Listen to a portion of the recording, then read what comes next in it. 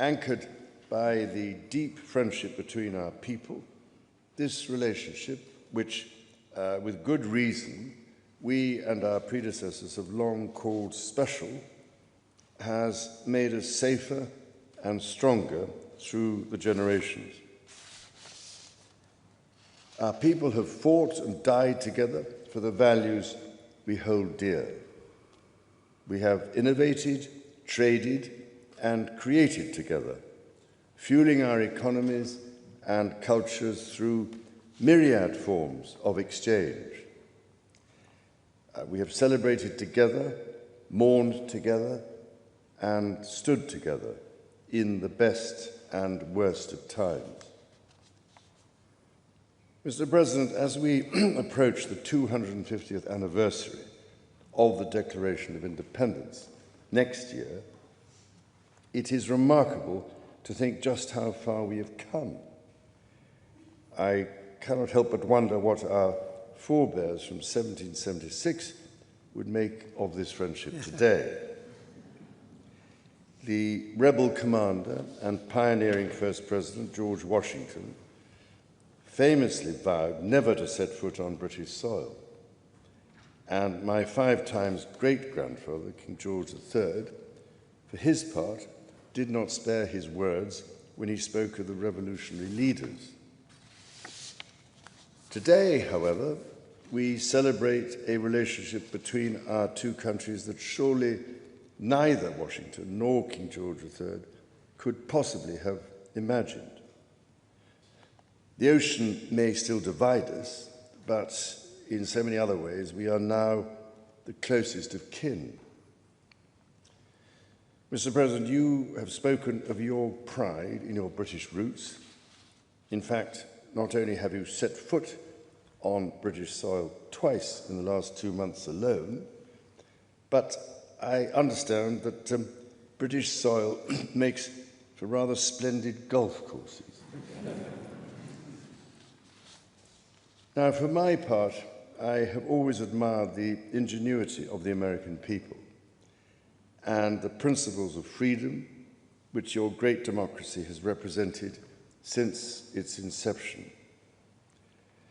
Throughout my life, from the very first visit to the United States in 1970, and over 20 visits since that time, I have cherished the close ties between the British and American peoples.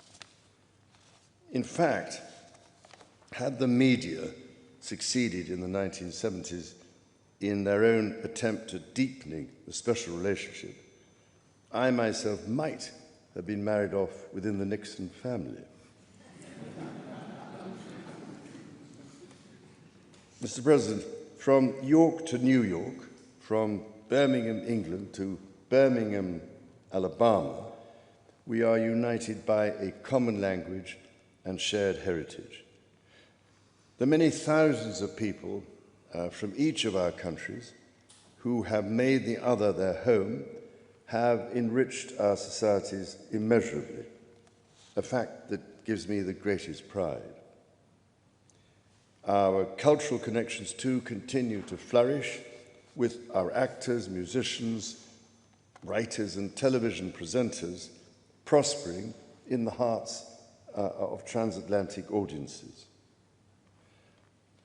Today, our alliance spans every field of endeavour and shows vast potential for growth. The United Kingdom was your partner in the first trade deal of your administration, Mr. President, bringing jobs and growth to both our countries. And no doubt we can go even further as we build this new era of our partnership. Our two nations have an exceptional legacy of shared discovery. Together we laid the foundations of nuclear science, mapped the human genome, and built the internet, upon which all contemporary commerce, communication, and defense is based. Together, our scientists and engineers are shaping the world of tomorrow, not least with new partnership agreements on technology and the prosperity that stands to bring. Our countries have the closest defense, security, and intelligence relationship ever known. In 2 world wars, we fought together to defeat the forces of tyranny. Today, as tyranny once again threatens Europe, we and our allies stand together in support of Ukraine to deter aggression and secure peace. And our AUKUS submarine partnership with Australia sets the benchmark for innovative and vital collaboration. The successes of the British Redcoats and of George Washington's Continental Army today stand shoulder to shoulder, brothers and sisters in arms, protecting the freedoms we both cherish. Our countries are working together in support of crucial diplomatic efforts, not least of which, Mr. President, is your own personal commitment to finding solutions to some of the world's most intractable conflicts in order to secure peace. In striving for a better world, we also have a precious opportunity to safeguard and to restore the wonders and beauty of nature for the generations who follow us. We share the ambition and determination to preserve our majestic lands and waters, above all, to ensure that we have clean water, clean air, and clean food.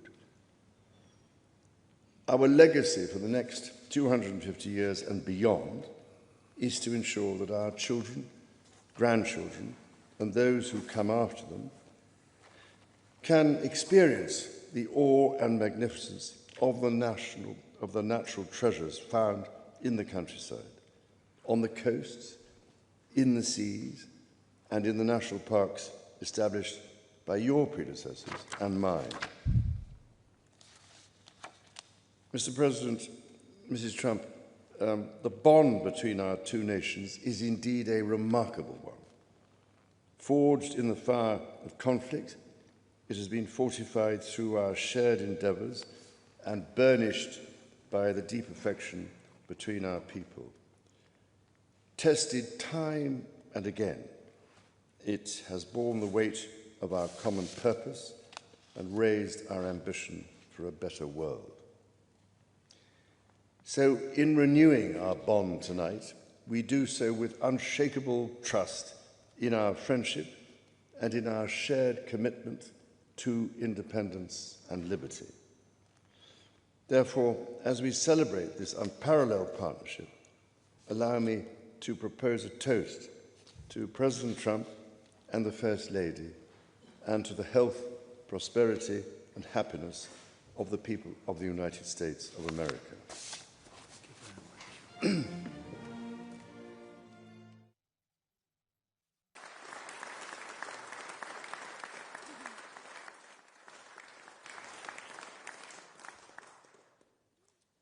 Your Majesty, Melania and I are deeply grateful to you and Queen Camilla for your extraordinary graciousness. And to William and Kate, thank you so much. It's been so great being with you today. Thank you very much. Appreciate it. It's a singular privilege to be the first American president welcomed here.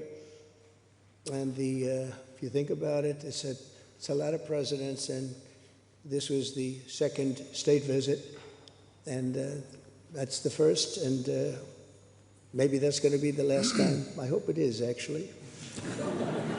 But this is truly one of the highest honors of my life. Such respect for you and such respect for your country. For many decades, His Majesty the King has epitomized the fortitude, nobility, and the spirit of the British monarchy and the British people. He's dedicated himself to preserving the glory and unique character of this kingdom, restoring life to the rivers and streams, supporting the works of its artists and composers, planting trees and gardens in its countryside. And I just visited one of the most beautiful I've ever seen that you just completed. and protecting the architectural integrity of cities, villages, and towns. He has uplifted the poor, cared for rural farmers, and tended to wounded veterans like nobody else. I'll tell you that I just stood in line and shook about 150 hands, and the king knew every single person and every single company, and some of them had bad names like XYZ-Q3, and he knew every one of them, or at least I think he did, because nobody was complaining. I was very impressed with that. But I just want to say that His Majesty has also raised a remarkable son in His Royal Highness, Prince of Wales. Really amazing. We've gotten to know you, and I think you're going to have an unbelievable success in the future. Melania and I are delighted to visit again with Prince William and to see Her Royal Highness, Princess Catherine, so radiant and so healthy, so beautiful. It's really a great honor. Thank you.